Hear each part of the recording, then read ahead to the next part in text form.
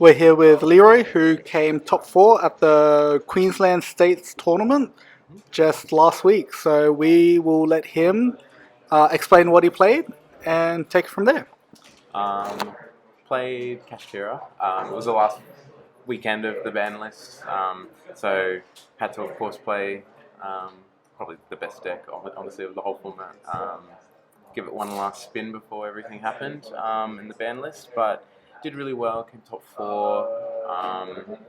Made like a few changes to my list that I was happy with personally, and I felt like did really well for me on the day.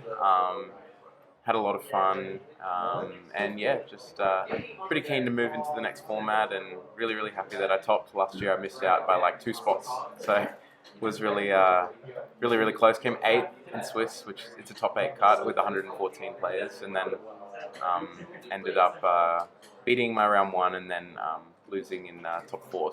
But I'm really happy. So yeah, let's get into the list. So standard cash lineup, of course, 3 unicorns, 3 Fenrir. I played 2 Rise Hearts. Pretty much have the whole format. Has been really good to have the second one, the Scareclaw cash. So those are all the cash. I did cut Ogre for this one. I didn't feel he was super necessary because a lot of the time he was just kind of, I wasn't really using him, so I kind of just moved him out of the deck and replaced him with something else. So yeah, those were the cash monsters. Played a different assortment of hand traps. I still played Shifter, of course, because it's this one. Some of the sleeves are a bit different too because I've changed decks. But I've played 3 Ash in the main, 3 Nib. So these are the only monster hand traps I played. I think I took the Gammas out and I took the Drolls out of the main. I think the format pivoted a little bit, and I was thinking that these ones would be a bit more effective. I wanted something against Branded, and I wanted something against Labyrinth, which was seeing a bit of a resurgence in the area. Shifter is obviously insane against everything that isn't the mirror. And Nib, I felt like people were playing a lot more into this card. So decided to just main it and punish people that played into 5 summons. And Kashtira is so strong that you can just put the token in attack too for, obviously to clear it and be able to special your bodies. But with a birth and a name, you can even OTK them. So really good. That was very helpful for the tournament to have all of this in there. So those were the monsters. So all the spells, I have 3 field spell, 3 of the E-Tele spell, 3 birth, 3 prosperity, 3 talent, 3 book, 2 econ, and terraforming. Changed it up a bit, put the books in the main, and decided to main talent at 3. It is 42 card list again. I love that number. I obviously played at the regional, and just wanted to fit a bit more, have a bit more variety in the list. These were the 41st and 42nd card. I'm glad I put them in. They were really strong. My logic was I wanted to dodge Book of Moon because a lot of people were coming back to playing these, and even Book of Eclipse. So really happy I had a really strong spell lineup. Being able to interact with your opponent, not so much on their turn because everyone is playing talents. You have obviously have a few hand traps, but they're impactful where they need to be. They're not just throwing them at something to deal with one problem, and then you get talents, and maybe you can't really win from there. But Nib obviously clears their board. D-Shifter, a lot of decks can't play under it, and Ash stops the Branded Fusion and the Labyrinth trap, so really impactful there.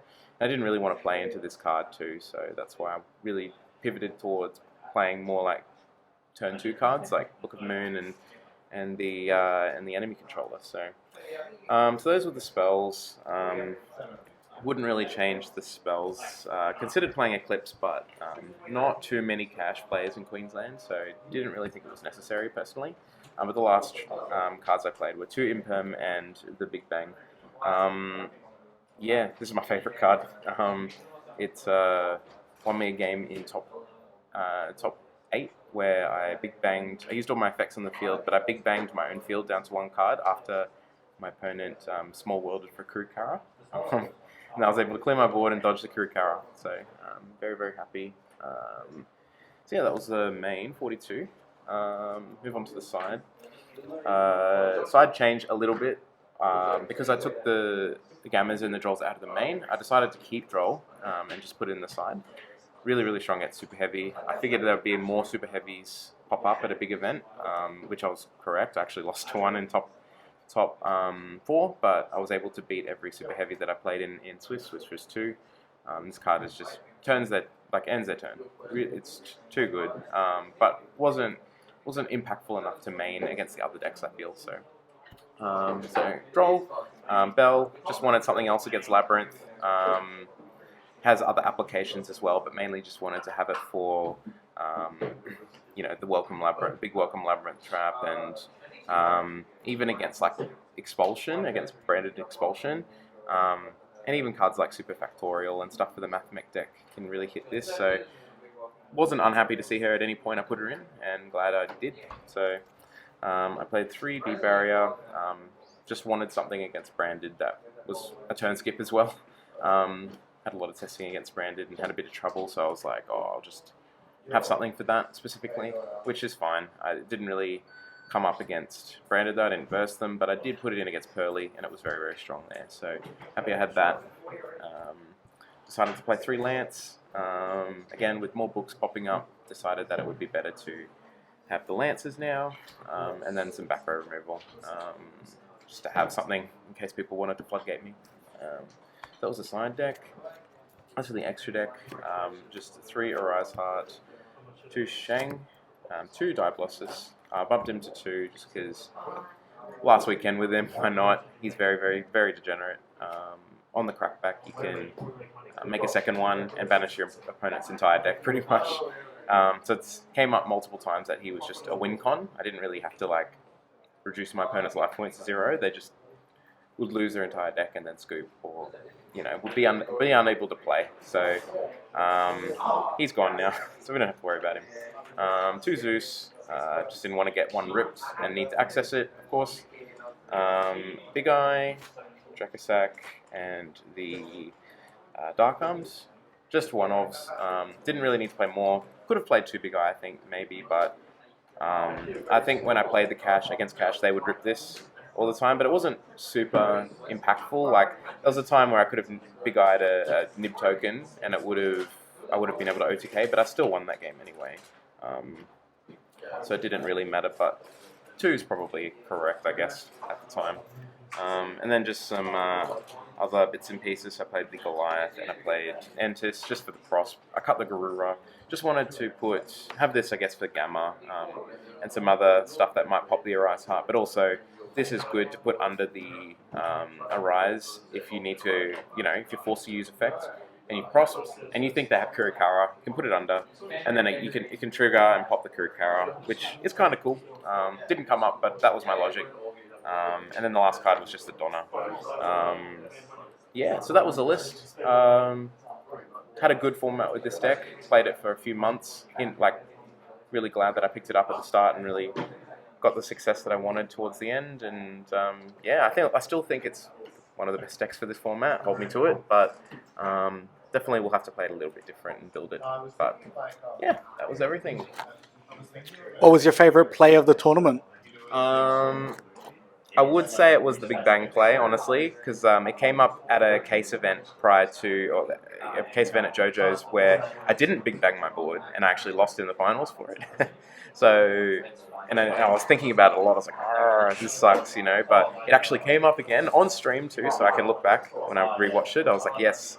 And being able to clear that, it felt like such a big brain moment where I could just clear the board and save myself from dying. So it was very, very strong. Other than that, no, it was pretty stock standard. Nothing amazing happened.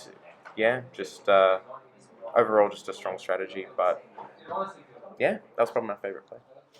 Congratulations. You going to be playing this deck again for the new format? I'll obviously have it, so I'll keep my eye on it. I want to try other things. Presently, just playing around with Labyrinth and stuff. I think that deck's quite strong too, but not going to discount this. We've got Oceanics coming up, of course, so want to make sure that we have that I have a vast pool of decks that I have available and the knowledge to play them. So I already really know how to play Cash. I'll keep an eye on what the builds look like now coming into the next format. Have a month, but would like to learn more sort of technical decks like these.